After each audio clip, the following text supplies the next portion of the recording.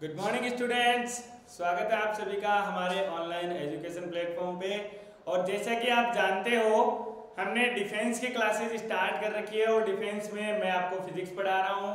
तो आप regular classes YouTube channel पे अभी अपलोड करी जा रही है और आप देख भी रहे होंगे। तो आप अगर आगे की क्लासेस देखना चाहते हो, क्योंकि यूट्यूब के ऊपर लिमिटेड क्लासेस आएगी, उसके बाद इसका पूरा जो कोर्स होगा वो आपको हमारे एप्लीकेशन के ऊपर अवेलेबल मिलेगा, जिस पे आप जाकर के देख सकते हो।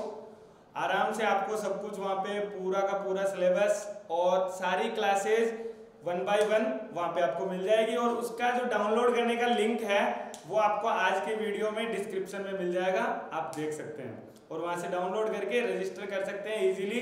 रजिस्टर करने का तरीका भी यूट्यूब चैनल पे डाला हुआ है कि किस तरीके से एप्लीकेशन को रजिस्टर करना है। चलिए शुरू करते हैं अपनी क्लास। कल हमने पढ़ा था विमाओं के बारे में और मात्रक के बारे में। मात्रक हमने पहले पढ़ लिए थे, उसके बाद कुछ विमाओं पे डिस्कशन किया था कि विमाएं क्या होती है। एक बार रिवाइज करना चाहूंगा। विमाएं वो घातें होती है जिनको मूल मात्रकों पर चढ़ाकर व्युत्पन्न मात्रक उत्पन्न किए जाते हैं।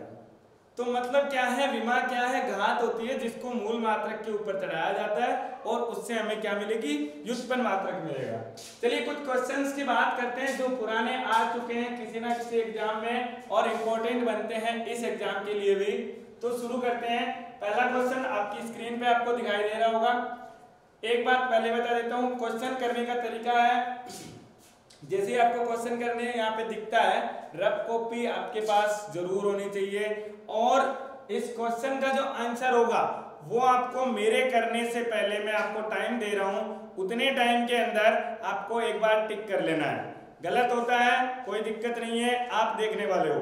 अगर सही होता है बहुत बढ़िया बात है, क्योंकि आप अपने आप को अगर टेस्ट कर लेते हो तो उससे बेटर कुछ नहीं हो सकता। इसलिए पहले अपने आप को टेस्ट करें, उसके बाद मेरा सॉल्यूशन भी देखना है कि मैंने क्या किया, क्या पता कोई नई बात आ जाए। इसलिए सॉल्यूशन देखना भी जरूरी है, वो भी देख लेना। कहीं ऐसा ना हो कि आपने क्वेश्चन किया, चलो हमारा तो आ गया, हमें तो पता है, अब इसको आगे करते हैं, फास्ट फॉरवर्ड कर दिया और आगे निकाल लिया। ऐसा कभी भी मत करना, वो करोगे तो आप अपने आप को धोखा दे रहे हो। चलिए शुरू करते हैं। फर्स्ट क्वेश्चन क्या दे रखा है? कोणीय त्वरण का एसआई मात्रक है। कल हमने बात करी थी त्वरण की। त्वरण क्या होता है? वेग में परिवर्तन की दर। और यहाँ पे नाम आ गया है कोणीय त्वरण। और कोणीय त्वरण का मतलब क्या होता है? कोणीय वेग में परिवर्तन की दर। वेग में परिवर्तन की दर जो थी उसको हमने लिखा था a बराबर v बटा t, यानी वेग बटा समय। ये होता है सिंपल त्वरण। और जब हम कोणीय त्वरण की बात करते हैं तो उसको हम दर्शाते हैं अल्फा से। और अल्फा बराबर क्या होता है? ओमेगा बटा टी। ओमेगा होता है कोणीय वेग और कोणीय वेग की जो इकाई होती है, मात्रक होता है, वो लिखा जाता है रेडियन प्रति सेकंड। यानी एक सेकंड में कितने डिग्री कोण से परिवर्तन हुआ है, एक सेकंड में कितना डिग्री कोण का विस्थापन हुआ है, वो होता है कोणीय वेग। और कोणीय वेग में हमें समय का डिवाइड कर दिया, यानी सेकंड नीचे आ जाएगा, तो इकाई क्या बन जाएगी?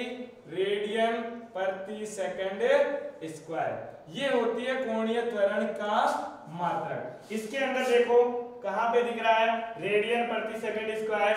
ये रहा रेडियन प्रति सेकंड स्क्वायर, ऑप्शन नंबर सी।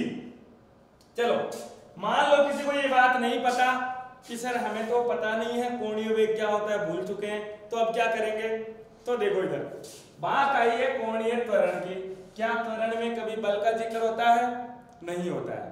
बल के अंदर त्वरण का जिक्र होता है, कभी भी त्वरण में बल का जिक्र नहीं होता है। इसलिए जितने बल के मात्रक होते हैं वो सबको पता है, बल का मात्रक न्यूटन होता है, क्योंकि हम बचपन से सेव को गिराते आ रहे हैं और वो सेव पता नहीं किसने गिराया था।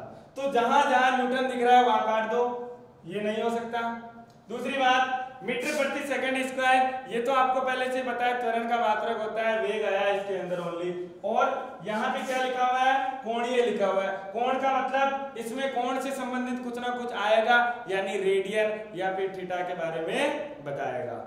बात समझ आई? तो ये भी कट गया। यहाँ पे क्या आ रहा है? किलोग्राम, मीटर, किलोमीटर, किलोमीटर प्रति किलोग्राम। त्वरण के अंदर भाई साहब द्रव्यमान आ रहा है, इसका मतलब ये तो सरासर झूठ बोल रहा है, तो ये भी क्या हो गया, गलत हो गया।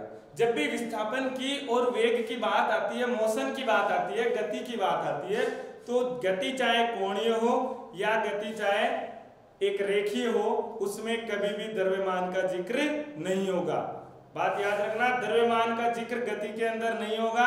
गति में जब हम टक्कर बढ़ते हैं उस समय आता है, संवेग के अंदर आता है, तब द्रव्यमान की बात आएगी, तब तक द्रव्यमान का कोई रोल नहीं है। इसलिए आंसर क्या होना चाहिए, सी ऑप्शन होना चाहिए। नेक्स्ट क्वेश्चन, चलो नेक्स्ट देखते हैं। क्वेश्चन पढ़िए एक बार और ट्राई कीजिए सॉल्व करने की। विद्युत क्षेत्र की तीव्रता का मात्रक है।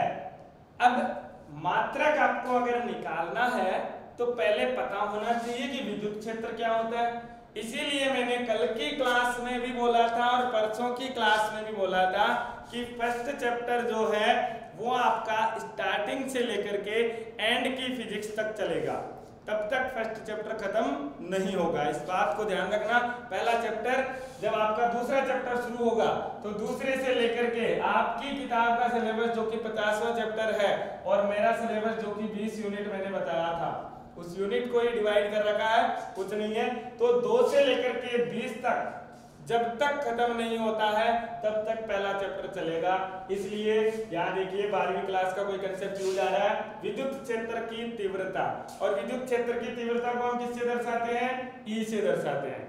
तीव्रता क्या होती है, आपको याद आ रहा होगा, तीव्रता बराबर बल बटा क्या होता है, आवेश, F बटा Q। यानी विद्युत जो आपका आवेशों के कारण बल लग रहा है, उस बल का प्रभाव कितना है वो बता रहा है हमें क्या, विद्युत क्षेत्र की तीव्रता। तो बल का क्या होता है, न्यूटन।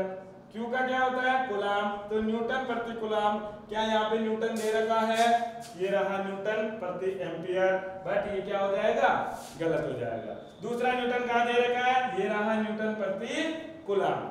तो ऑप्शन आंख बंद करके मत टिक कर देना कि न्यूटन देखा और आंसर दे दिया। न्यूटन प्रति कूलाम दिया हुआ है, एक में न्यूटन प्रति एम्पियर भी दिया हुआ है। इसलिए आंसर क्या होगा, आंसर होगा डी, न्यूटन प्रति कूलाम। अब आपको इसका आंसर कुछ और तरीके से भी दे सकता है। कौन सा हो सकता है, न्यूटन जो होता है बल का मात्रक होता है, और बल का मात्रक आपको पता होना चाहिए किलोग्राम मीटर प्रति सेकंड स्क्वायर होता है। बल क्या होता है, F बराबर ma, F बराबर m गुणा a, द्रव्यमान गुणा त्वरण। द्रव्यमान किलोग्राम हो गया, त्वरण मीटर प्रति सेकंड स्क्वायर हो गया। तो अगर ऑप्शन में ये भी मिले kilogram metre coulomb second square, तो भी ऑप्शन क्या हो जाएगा, सत्य हो जाएगा। क्योंकि कई बार क्या होता है कि विद्युत क्षेत्र की तीव्रता का मात्रक नहीं है, ये पूछ सकता है। और अगर नहीं है पूछ लिया तो क्या करेंगे, उसमें 3 ऑप्शन होंगे जो है और एक ऑप्शन होगा जो नहीं है। उसमें कौन कौन से होंगे, एक ये ऑप्शन दे देगा, एक ये ऑप्शन दे देगा, और एक ऑप्शन आता है आपका जब आप 12th क्लास का सेकंड चैप्टर पढ़ते हो, सेकंड और थर्ड चैप्टर पढ़ते हो, तब वहां पे एक अलग से ऑप्शन आ जाता है जिसके अंदर दूरी का प्रयोग होता है, मीटर का प्रयोग होता है। क्लियर है, तो इस तरीके से आपको आंसर देना है। नेक्स्ट क्वेश्चन, चलो नेक्स्ट है आपका, इसको एक बार पढ़िए। डायन सेकंड किसका मात्रक है, डायन सेकंड किसका मात्रक है। इसको करने से पहले एक बार इधर ध्यान दीजिए, डायन और सेकंड बोला है, तो सबसे पहले आपको पता होना चाहिए डायन क्या है। अगर डायन के बारे में नहीं पता है तो सेकंड कहां से लाएंगे। तो डायन वो वाली डायन नहीं है जो आपको रात में डराती है। डायन ये डायन है जो न्यूटन भाई साहब ने सीजीएस पद्धति में मात्रक बताया था। क्या बताया था, देखो कल हमने 3 पद्धतियां पढ़ी थी, एमकेएस, सीजीएस और एफपीएस। ठीक है, एमकेएस के अंदर बल का मात्रक अभी अभी हमने पिछले क्वेश्चन के अंदर लिखा था, क्या लिखा था, किलोग्राम मीटर प्रति सेकंड स्क्वायर। इसको अगर आप सीजीएस में बदल देते हो तो वो बन जाता है डायन। क्या बन जाता है, डायन। और FPS में इसका फिलहाल कोई मात्रक नहीं है, फुट पाउंड के अंदर चेंज करोगे तो वो आपको FPS में मिल जाएगा, लेकिन पर्टिकुलर नाम इसके अंदर है। और SI की बात करते हो, ध्यान रखना SI सिस्टम जब भी बोला जाता है, SI इंटरनेशनल स्टैंडर्ड है ये, और स्टैंडर्ड ऑफ इंटरनेशनल भी बोल देते हैं कभी कभार। और ये जो है वो पर्टिकुलर साइंटिस्ट के नाम पे उठाए गए मात्रक है। यानी जैसे गुलाम हुआ तो गुलाम किसके नाम पे है? गुलाम के नाम पे है, जो कि किसने गुलाम का बल दिया था, गुलाम का नियम दिया था, और वो आवेशों के लिए मात्रक है। तो आवेशों का जो ये गुलाम मात्रक है उसको SI मात्रक बोलते हैं। बल के लिए आपने बोला न्यूटन है, बल का मात्रक क्या होता है? न्यूटन होता है, लेकिन MKS तो कहता है कि kg मीटर प्रति सेकंड होगा, CGS डाइन होगा। तो क्या होगा? ये मात्रक है वो SI मात्रक होता है, क्योंकि इसमें वैज्ञानिक का नाम आया है जिस वैज्ञानिक ने इसकी खोज करी थी। तो जितने भी SI मात्रक है उसमें सभी साइंटिस्ट के नाम आता है जिसने इसकी डिस्कवरी करी थी, उसके रेस्पेक्ट के अंदर ये मात्रक दिए गए थे। क्लियर है? तो चलो क्वेश्चन को करते हैं। डायन सेकंड किसका मात्रक है? डायन तो हो गया बल का, और सेकंड होता है समय का। डायन किसका है? बल का। सेकंड किसका है? समय का। तो आपको पता लगाना है कि बल और समय किस में उपयोग में आता है। तो इसको करने के दो तरीके हो सकते हैं। एक तो आप यहाँ पे देखो कि बल गुणा टी, बल गुणा टी, F इंटू टी, बल इंटू समय, F इंटू टी क्या होता है? अगर आपने 11th क्लास अच्छे से पढ़ी है तो आपको पता होगा कि ये क्या होता है। और इसको हम किससे दर्शाते थे? I से दर्शाते थे। अगर नहीं पता है तो क्या करेंगे? इधर देखो, बल का मात्रक तो नहीं हो सकता क्योंकि बल गुणा समय पहले ही लिख दिया, ये गलत हो गया। ऊर्जा का मात्रक होता है जूल, और वो जूल क्या होता है? कार्य का मात्रक भी होता है। तो कार्य में होता है बल गुणा विस्थापन, लेकिन यहाँ विस्थापन नहीं है, गुणा में क्या है? समय है। गुणा में अगर समय है तो मतलब ये ऊर्जा का मात्रक भी नहीं होगा। ऊर्जा का मात्रक नहीं होगा तो इधर देखो, शक्ति का मात्रक, कार्य करने की दर जो होती है वो शक्ति होती है। यानी बल गुणा विस्थापन बट्टा समय जो होगा, समय भाग में आ रहा है, तब वो शक्ति का मात्रक होता है, इसलिए शक्ति भी नहीं हो पाएगा। तो कौन सा मात्रक होना चाहिए? आवेग का। तो आवेग I से दर्शाते हैं, I बराबर F बटे टी, F गुणा टी होता है, आपको पता है। और I बराबर क्या होता है? Delta P। संवेग में परिवर्तन जो होता है वही आवेग होता है, और संवेग में परिवर्तन की दर जो होती है उसी को हम बल से लिखते हैं। ये जब हम 11th क्लास का जो अभी टॉपिक चल रहा है, गति के नियम आगे पढ़ेंगे, उसके बाद आएगा अपना न्यूटन के नियम। तो न्यूटन का दूसरा नियम जो है वहीं से आता है आवेग। न्यूटन का दूसरा नियम क्या कहता है? संवेग में परिवर्तन की दर लगाए गए बाह्य बलों के बराबर होती है, वहीं से आएगा आपका आवेग। तो इस चीजों को आपको ध्यान रखना है और इस तरीके से आपको ऑप्शन करते रहना है। चलिए नेक्स्ट क्वेश्चन की बात करते हैं। नेक्स्ट क्वेश्चन आपको दे रखा है स्क्रीन पे, एक न्यूटन किसके बराबर है?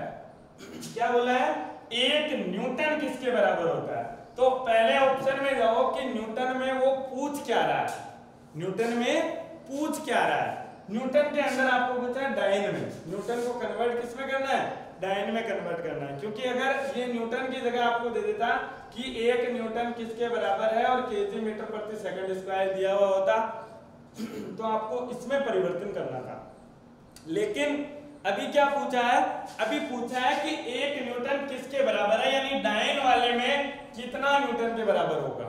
तो एक न्यूटन होता है उसका MKS पद्धति में, ये कौन सा है? SI पद्धति। SI की बात MKS में बात करते हैं तो किलोग्राम मीटर प्रति सेकंड स्क्वायर होता है। लेकिन हमने अभी अभी पढ़ा था कि ये जो होता है इसको मैं CGS में बदलूंगा, सेंटीमीटर ग्राम सेकंड के अंदर अगर बदलते हो तो आपको क्या मिलता है? डायन। CGS के अंदर मिलेगा डायन, यानी इसको क्या करना पड़ेगा? CGS में बदलना पड़ेगा। इसको अगर CGS में बदलना है तो कैसे बदलेंगे? देखो, किलोग्राम होता है CGS में ग्राम, मीटर होता है सेंटीमीटर, सेकंड होता है सेकंड। तो 1 किलोग्राम के अंदर कितने ग्राम होते हैं? 1000। तो 1000 ग्राम। किलोग्राम की जगह अगर मैं 1000 ग्राम लिख देता हूं कोई फर्क नहीं पड़ेगा, क्योंकि ये और ये क्या है, बराबर है। गुणा मीटर, 1 मीटर के अंदर होते हैं 100 सेंटीमीटर। ये बात हम लिखवा चुके हैं आपको। 1 मीटर में कितने सेंटीमीटर होते हैं, 100 सेंटीमीटर। और बात करते हैं समय की, तो समय तो चाहे एमकेएस में लो, चाहे सीजीएस में लो, या फिर एफपीएस में लो, सब में क्या रहता है, एक समान रहता है। तो यहाँ पे 10 की घात 3 या 10 की घात 2, तो टोटल कितना हो गया, 10 की घात 5 ग्राम सेंटीमीटर बटे सेकंड स्क्वायर। तो ग्राम सेंटीमीटर बटे सेकंड स्क्वायर। और ग्राम सेंटीमीटर पर सेकंड स्क्वायर किसमें है, सीजीएस में। और सीजीएस में हमने इसका नाम क्या दिया हुआ है, डायन। तो ये किसके बराबर हो जाएगा, 10 की घात 5 डायन के बराबर हो जाएगा। बात समझ आई, ये किसके बराबर है, 1 न्यूटन के बराबर। तो 1 न्यूटन अपना किसके बराबर हो रहा है, 10 की घात 5 डायन के इक्वल हो रहा है। और 10 की घात 5 डायन कौन सा ऑप्शन है, ए ऑप्शन है। टिक करते टाइम ध्यान रखना, कभी कभार आप माइनस वाला टिक कर देते हो, जो कि नहीं करना है। ये छोटी छोटी गलतियां होती है, अगर ध्यान रखोगे तो नेगेटिव नहीं होंगे, ध्यान नहीं रखोगे तो छोटे छोटे क्वेश्चन ही गलत हो जाते हैं। चलिए चलते हैं नेक्स्ट क्वेश्चन की तरफ। चलो, इलेक्ट्रॉन वोल्ट किसकी इकाई है। ये क्वेश्चन कई बार पूछा जाता है छोटे छोटे एग्जामों में, और ये क्लास 10th का क्वेश्चन है। जब आप 10th क्लास में थे तब जो जनरल फिजिक्स और जनरल साइंस पढ़ाई जाती है उसके अंदर आता है इलेक्ट्रॉन वोल्ट। और ये 10th के बोर्ड एग्जाम में भी काफी बार पूछा जा चुका है कि इलेक्ट्रॉन वोल्ट किसकी इकाई है, या फिर इसकी इकाई क्या होती है। वो इसकी जो वर्ड है वो आपको यहाँ पता करना है कि इसकी क्या है। चलो, सबसे पहला तो तरीका ऑप्शन चेकिंग का। ऑप्शन चेकिंग का मतलब होता है एलिमिनेशन मेथड। एलिमिनेशन में आप हमेशा देखोगे कि 2 ऑप्शन आपको ऐसे मिलेंगे जो सरासर झूठ बोल रहे हैं और आपको सीधा सीधा दिख रहे हैं। देखो, इलेक्ट्रॉन और वोल्ट, इलेक्ट्रॉन और वोल्ट, इसमें वोल्ट के साथ इलेक्ट्रॉन जुड़ा हुआ है। और वोल्टेज किसका होता है, विद्युत विभव और विभवांतर का, ये आपको पता है। लेकिन विद्युत विभव और विभवांतर के साथ इलेक्ट्रॉन जोड़ दिया, और इलेक्ट्रॉन क्या होता है, आवेश होता है। इलेक्ट्रॉन अगर आवेश होता है तो आवेश का मात्रक हो नहीं सकता, क्योंकि आवेश के साथ वोल्ट जुड़ा हुआ है। विभवांतर हो नहीं सकता, क्योंकि विभवांतर के साथ क्या जुड़ा हुआ है, इलेक्ट्रॉन जुड़ा हुआ है। तो 2 ऑप्शन तो सीधे सीधे ही कट हो जाते हैं। कैसे, आवेश के साथ वोल्टेज जुड़ गया, मतलब आवेश अकेला नहीं है। विभवांतर के साथ आवेश जुड़ा हुआ है, इसलिए विभवांतर भी अकेला नहीं है। तो 2 ऑप्शन तो सीधे सीधे कट हो गए। अगर आप ये क्वेश्चन का आंसर देके आ रहे हो तो आप सबसे बड़े मूर्ख हो, क्योंकि आपने कुछ फिजिक्स नहीं पढ़ी। चलो आगे बात करते हैं, ऊर्जा का होगा या बल का होगा। बल का होता है, देखो, न्यूटन। और बल के अंदर आता है द्रव्यमान। यहाँ पर कोई द्रव्यमान नहीं है, यहाँ पे सिर्फ इलेक्ट्रॉन और वोल्ट दे रखा है। तो बल का आपने कभी भी ये मात्रक नहीं पढ़ा होगा, इसलिए आप डायरेक्टली गलत कर सकते हो। और आंसर किसका हो जाएगा, ऊर्जा का हो जाएगा। ये तो था ऑप्शन एलिमिनेटिंग मेथड, जिसमें आप ऑप्शन से चेक कर सकते हो अगर आपको कंसेप्ट नहीं पता तो।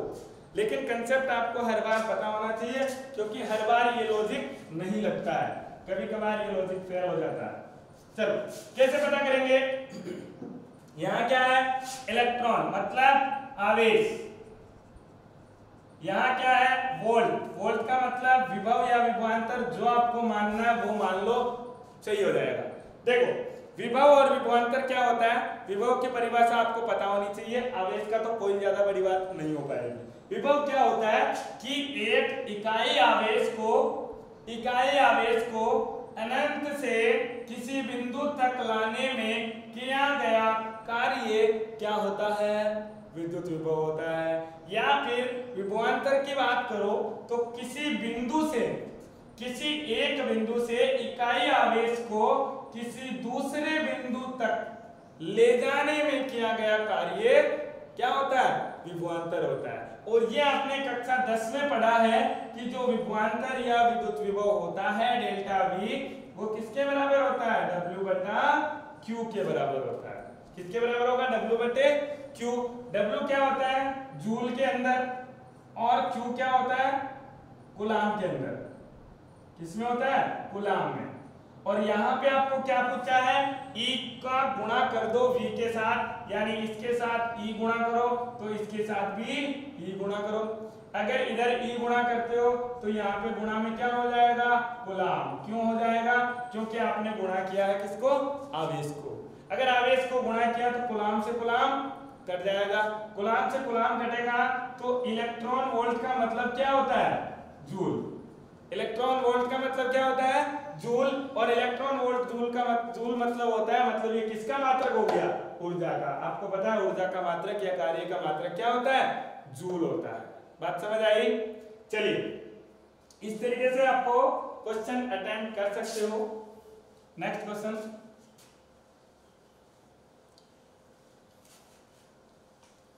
चलो दाब के एसआई मात्रक को क्या कहते हैं।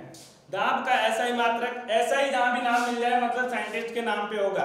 कोई सा भी साइंटिस्ट का नाम देखो, अगर एक ही साइंटिस्ट का नाम है मतलब वही आंसर है। अगर कोई सा भी नहीं है, 2-3 साइंटिस्ट के नाम दे रखे हैं तो आपको सोचने की जरूरत पड़ेगी। तो यहाँ देखो न्यूटन, वेबर, पास्कल, हेनरी, सारे के सारे क्या है, वैज्ञानिक है। सारे अगर वैज्ञानिक है तो इनमें न्यूटन ने तो दिया था बल का, किसका दिया था, बल का, तो गलत हो जाएगा। वेबर दिया था विद्युत फ्लक्स का, और फ्लक्स वाले में ये भी गलत हो जाएगा क्योंकि ये तो आप 12वीं में पढ़ते हो और दाब आप 11वीं में पढ़ते हो। ये भी एक लॉजिक है कि दाब आप 11वीं में पढ़ते हो और ये जो मात्रक है वो आप 12वीं में पढ़ते हो, तो ये भी गलत है।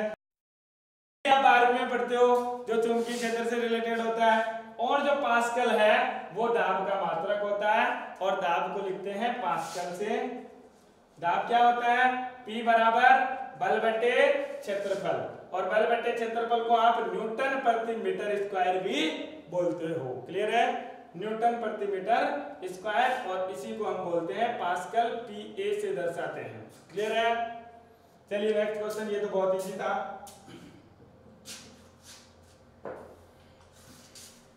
चलो नेक्स्ट आया तापमान का एसआई मात्रक क्या होगा।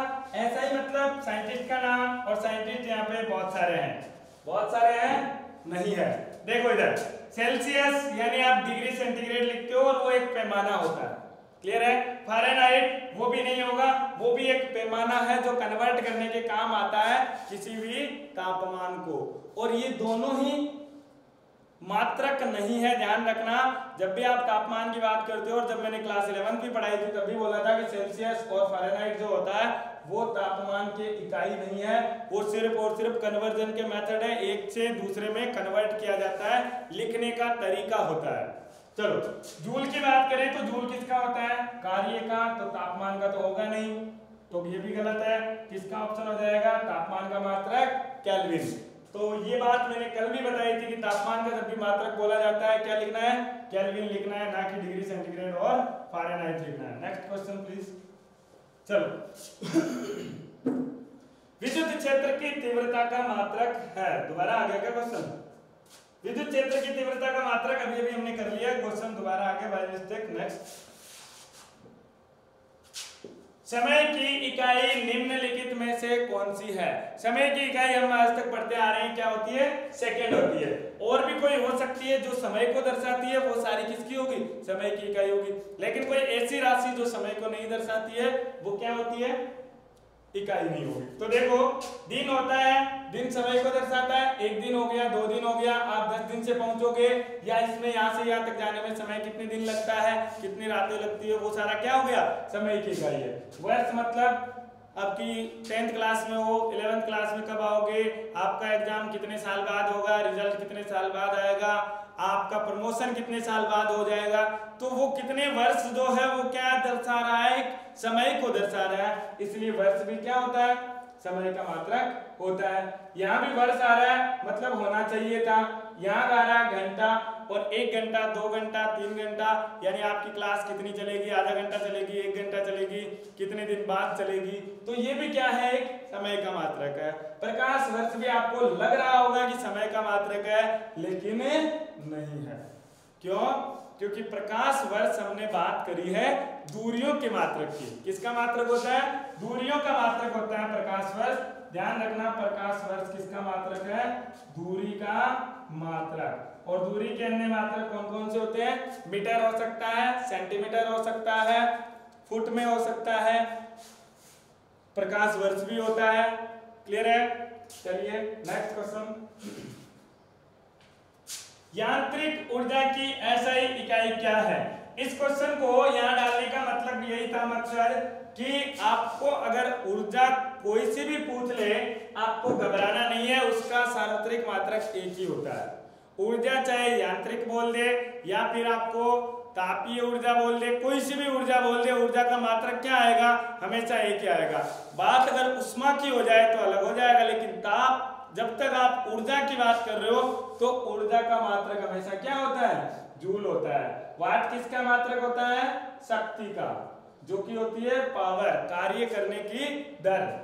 न्यूटन सेकंड, न्यूटन सेकंड के बारे में आपसे अभी भी बात करी थी, रिमाइंड करो। देखे कौन सा था न्यूटन सेकंड? न्यूटन सेकंड लिखा था हमने आवेग का, किसका? आवेग का मात्रक। और जूल सेकंड जो होता है, जूल सेकंड किसका है? देखो यहाँ पे जूल किसका मात्रक होता है? कार्य का। तो कार्य गुणा सेकंड किसका मात्रक हो जाएगा? याद करो, W गुणा सेकंड, किसी का मात्रक नहीं होता है फिलहाल तो। चलिए नेक्स्ट क्वेश्चन, चलिए बात करते हैं आगे अपने एरर की। एरर के बारे में बात करी थी, त्रुटियां। त्रुटियां क्या होती है? जब हम मापन करते हैं,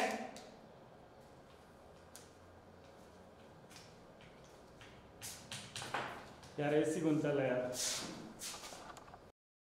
चलिए बात करते हैं त्रुटियों की। त्रुटियों की मैंने बोला था कि इसके अंदर से आपको ज्यादा क्वेश्चन नहीं पूछे जाते हैं, लेकिन फिर भी अगर कभी क्वेश्चन पूछा जाता है तो इस प्रकार से पूछा जाता है कि जैसे आपको परम माध्य त्रुटि पूछ ली, निरपेक्ष त्रुटि क्या होती है, सापेक्ष त्रुटि क्या होती है, किस प्रकार से निकालेंगे, तो इस पे छोटा सा क्वेश्चन बन सकता है। त्रुटियां होती क्या है? त्रुटियां अपने ही हाथों से होती है, यानी अलग अलग इंसान के हाथों में बनती है और मशीनों के द्वारा भी होती है, क्योंकि हर चीज परफेक्ट नहीं होती है।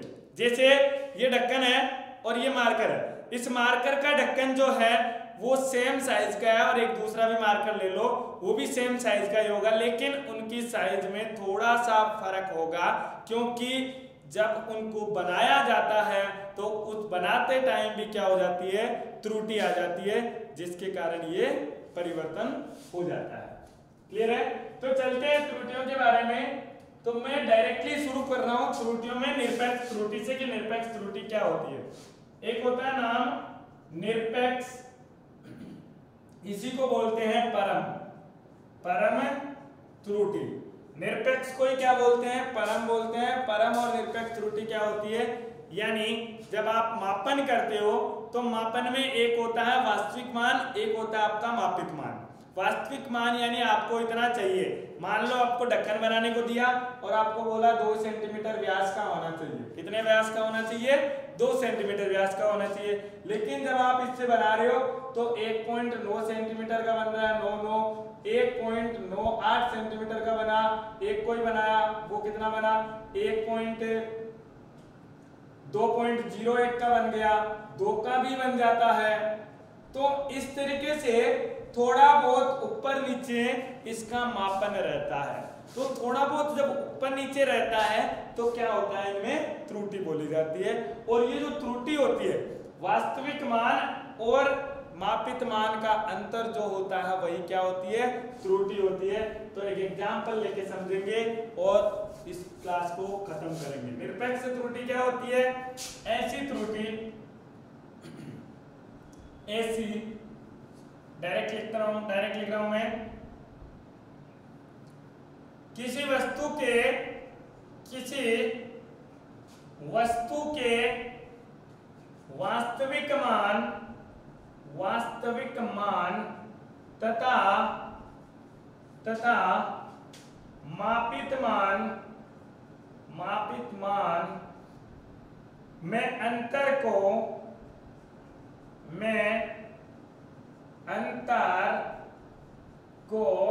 क्या बोलते हैं? मापित मान में अंतर को परम त्रुटि बोलते हैं, परम त्रुटि कहते हैं। मान लो उदाहरण देता हूं, उदाहरण लेते हैं हम, माना किसी वस्तु के मापन में मापन के मान क्रमशः A1 A2 A3 A4 cross AN तक है। कितने मान ले रहा हूं? n मान ले रहा हूं। और क्या क्या मान आ रहे हैं? A1 A2 A3 A4 AN है। किसी वस्तु का मापन किया, इस ढक्कन का मापन किया और इसका माप मैंने देखा, कभी A1 आया, कभी A2 आया, कभी A3 आया, कभी A4 आया। तो वास्तविक मान क्या होगा इसका? वास्तविक मान के लिए हम क्या करेंगे? इसका माध्य निकाल लेंगे। तो वास्तविक मान के लिए क्या करेंगे? माध्य निकालना है, यानी माध्य, और माध्य को हम बोलते हैं A बार से। अगर मैं वास्तविक मान बोलूं A है इसका, तो माध्य को क्या बोलते हैं? A बार। और A बार क्या होता है? सभी संख्याओं का जोड़ करके उसमें संख्याओं की संख्या से भाग दे दिया जाता है, तो वो मिल जाता है औसत, और उसी औसत को हम क्या बोलते हैं? माध्य बोलते हैं। क्लियर है? तो वास्तविक मान क्या हो जाएगा? A1 plus A2 plus A3 plus AN upon n। ये क्या आ जाएगा? आपका माध्य मान। और इस माध्य मान को ही क्या बोलते हैं? वास्तविक मान। अब अगर आपको परम त्रुटि निकालनी है, तो परम त्रुटि को हम बोलते हैं डेल्टा A1 से। किससे बोलते हैं? Delta A। और डेल्टा A मैंने क्या बोला है? वास्तविक मान। वास्तविक मान मतलब A bar minus A1। A बार में से A1 पहला मान घटाया तो डेल्टा A1 मिला। अब ये ऋणात्मक भी हो सकता है, धनात्मक भी हो सकता है, इसलिए हम क्या लगाते हैं? इसके मोड लगा देते हैं, ताकि ये हमेशा क्या रहे? धनात्मक रहे। बात समझ आई? जैसे मान लो इसका मान 2 आया। क्लियर है? कितना आया? 2 आया। और हमारे पास A1 का मान क्या है? 1.98 है। तो 2 माइनस 1.98 करूंगा तो मुझे 0.2 इसकी त्रुटि मिलेगी। क्या मिलेगी? त्रुटि मिलेगी, और वो डेल्टा A1 होगी। क्लियर है? लेकिन अगर इसका मान आता है 2.01, तो 2.01 अगर इसमें से माइनस करोगे तो वो किसमें आएगी? माइनस में आएगी। वो माइनस में आएगी, इसलिए हम क्या करते हैं? मोड लगा देते हैं, ताकि वो मान किसमें रहे? धनात्मक रहे। मान धनात्मक रहने के लिए। इसी तरीके से डेल्टा A2 की बात करूं तो A बार माइनस A2 हो जाएगा। और डेल्टा AN की अगर बात करें तो डेल्टा AN आ जाएगा A bar minus AN। Clear है? इस तरीके से हम निकालते हैं परम त्रुटि। और एक आपका नाम आता है माध्य परम त्रुटि या फिर माध्य निरपेक्ष त्रुटि। तो माध्य परम त्रुटि की अगर मैं बात करूं तो माध्य परम त्रुटि जो होती है उसको हम बोलते हैं डेल्टा A बार से। जहां डेल्टा A बार क्या होता है? Delta A1 plus delta A2, जो ये मान निकाले, इन सब का क्या करना है? माध्य निकालना है। क्या निकालना है? माध्य निकालना है। तो n से भाग दे दो, यह आपके पास मिल जाती है क्या? माध्य परम त्रुटि। क्लियर है? तो हमने क्या पढ़ा है? निरपेक्ष त्रुटि। निरपेक्ष त्रुटि के अंदर जो मान आते हैं किस तरीके से आते हैं? A1 A2 A3 AN A4 है, और इनका माध्य निकाल लो, वो क्या आएगा? वास्तविक मान आ जाएगा। वास्तविक मान से परम त्रुटि निकालेंगे तो परम त्रुटि कैसे आ जाएगी? Delta A1 A minus A1 A bar minus A2 A bar minus AN। इस तरीके से आपको मिल जाती है क्या? माध्य परम त्रुटि। अगर मैं बात करूं सापेक्ष त्रुटि की, मिटा रहा हूं इसको। ये कौन सी त्रुटि थी? निरपेक्ष त्रुटि। अब बात करते हैं सापेक्ष त्रुटि की। किसकी बात करते हैं? सापेक्ष त्रुटि।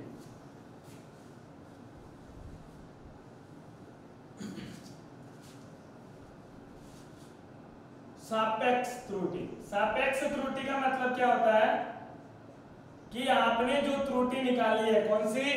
निरपेक्ष त्रुटि, वो वास्तविक त्रुटि के सापेक्ष कितना है, यानी किसी से तुलना करनी है। किससे तुलना करेंगे? वास्तविक से तुलना करेंगे। और वास्तविक क्या था अपना? A bar. क्लियर है? इसलिए सापेक्ष त्रुटि क्या होती है?